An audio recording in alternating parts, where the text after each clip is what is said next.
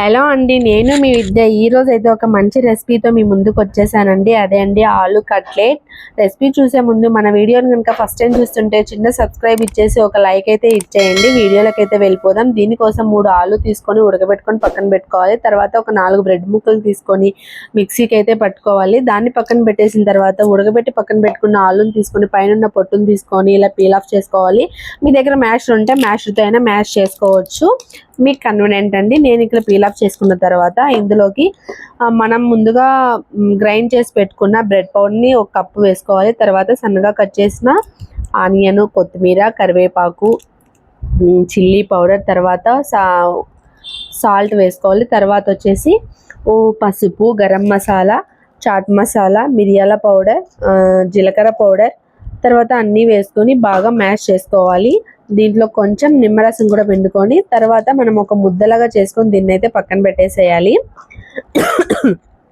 ముద్దలాగా చేసుకొని పక్కన పెట్టేసిన తర్వాత మనం ఒక కప్పు తీసుకొని ఇందులోకి ఒక 2 స్పూన్స్ మైదా పిండి తీసుకొని కొద్దిగా వాటర్ వేసుకుంటూ కన్సిస్టెన్సీ వాటరీగా వచ్చేలాగా, అంటే పల్చగా ఉండేలాగా కలుపుకోవాలండి.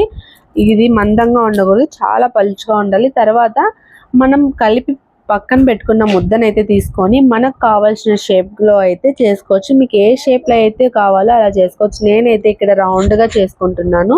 తర్వాత మనం ముందుగా కలిపి పెట్టుకున్న మైదాలోకి డిప్ చేస్తూ తర్వాత ఆ పౌడర్లోకి అయితే వేసి ఇలా మొత్తం అన్నిటిని అయితే డిప్ చేసుకొని పక్కన పెట్టుకోవాలి. ఈవినింగ్ స్నాక్స్ అనుకుంటే మనం 1 అవర్ ముందే చేసి ఒక ఫ్రిడ్జ్లో అయితే పెట్టేయాలండి 1 అవర్ పాటు. అప్పుడు మనకి చాలా ఫ్లఫీగా చాలా అంటే చాలా బాగా వస్తాయి.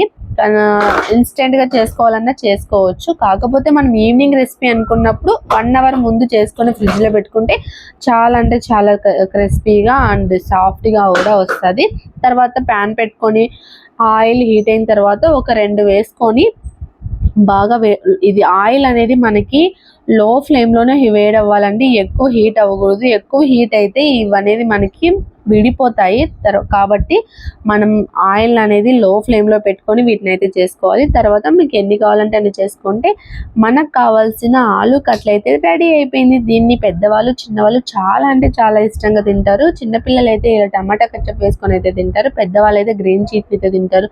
ఇదండి వీడియో. వెళ్తూ ఒక చిన్న లైక్ ఇచ్చే